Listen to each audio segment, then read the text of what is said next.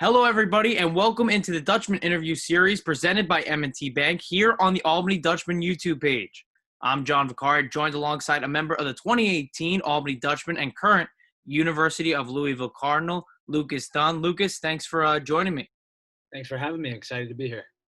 So you are currently, I believe, in Florida with the Florida Collegiate Summer Baseball League that is part of your quarantine, and the fact that you've got to play baseball. Is that still the case? I want to know what your current living situation has been, but I think through research that that's where you are right now. Yeah, right now I'm down in just outside of Orlando, Florida, playing in the Florida Collegiate Summer League. It's going well. We're getting towards the end of our season. We got playoffs starting either this weekend or the start of next week. So winding down, but it's been a very fun summer.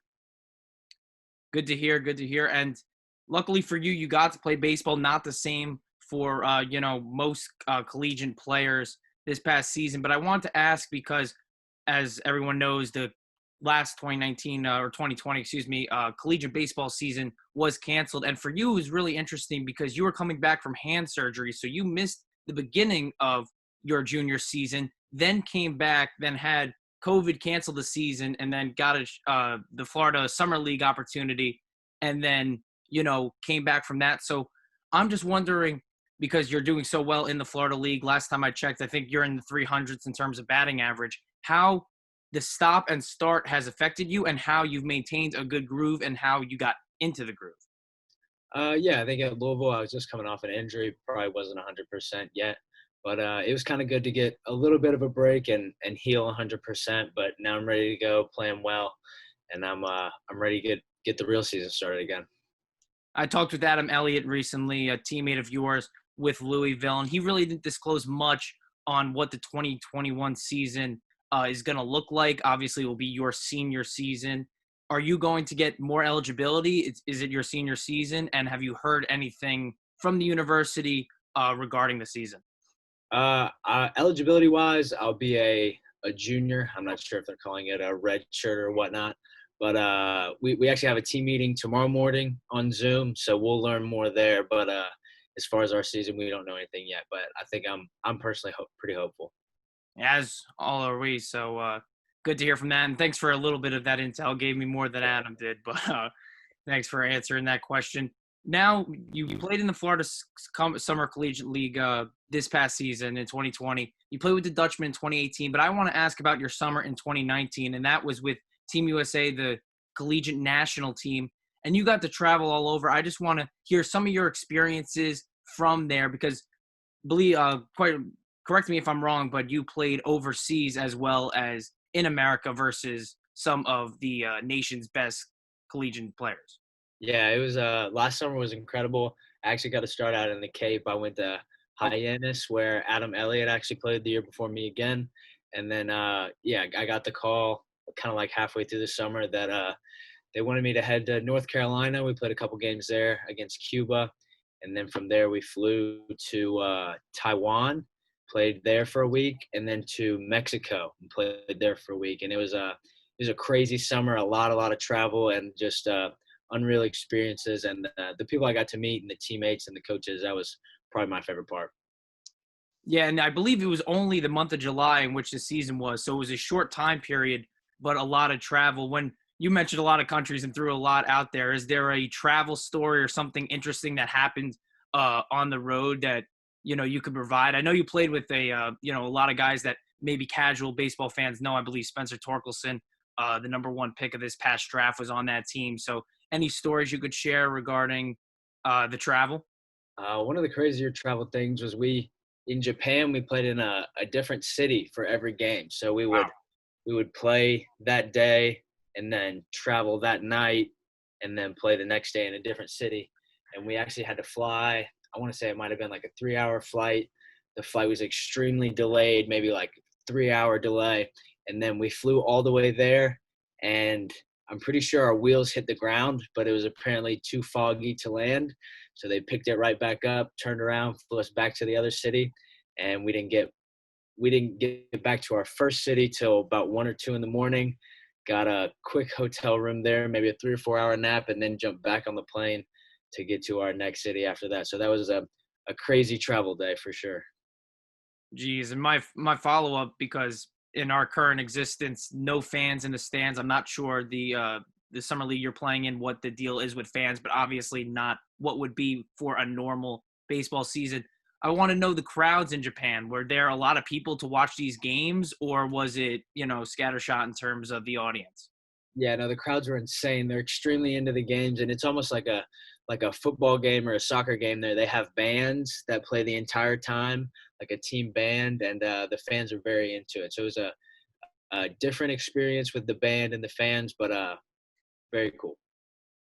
Yeah, I would think. And now I'll pivot to the Dutchmen, which I'm sure the Albany fans and the Japanese fans, very close together there. But I want to go into a quick lightning round and back to the Dutchman. What your favorite Dutchman memory was? I don't know if it's going to top traveling and getting 4 hours of sleep in a Japanese airport and going all over, but your favorite Dutchman memory, if you can provide one, on the field and off the field. I think one of the funnier ones was a story of I think we were out in Oneonta and we heard that some kid climbed a mountain in left field, left during BP and got back during the eighth inning. That's probably one of the funnier things. But also I think I might have got picked off on a questionable balk call. And I think Davey punted his coaching chair halfway towards the pitcher's mound. So that was one of the funnier things I remember. Yes, that guy who climbed up the mountain was John Skidmore. We interviewed him, and I've seen Coach Davey get angry. I've never seen him. What was it? Kick a chair? You said? Yeah, he might have punted it. No, I've not seen that. That is some good intel there. Now, I did a little digging on you in terms of background interests, and you're a cultured man because your favorite TV show is South Park, which is one of my favorites. So I was wondering what your favorite episode of South Park is, and I've seen that just knowing people who like the show, they can't narrow down episodes. So if you can't do that, maybe a favorite character. I think my favorite character has to be Cartman. He's pretty Okay. funny. Do you have a favorite episode? No, I can't name one off the top of my head. Yeah, that's usually the case because there's so many good ones. But I saw that and definitely had to ask you the question. Now we'll go into Major League Baseball because I did see you're an Atlanta Braves fan and a good roster for them this season. I was wondering if you could give me maybe a World Series prediction, a Rookie of the Year prediction, and an MVP prediction. I asked Adam Elliott and I got some good results. I'm guessing you're I'm not thinking Atlanta's sure. going to be there. I was very hopeful for the Braves, but they haven't gotten off to the hottest start. But I think they could make a late push. I think they'll definitely win their division, but I think it's going to be hard to beat whoever, either the Dodgers or the Yankees. I know that that's pretty basic, but I think they'll be up there. And then, but I do have Acuna maybe making a late push for NL MVP, Rookie of the Year. I don't know. I don't know if I know all the rookies right now. Okay.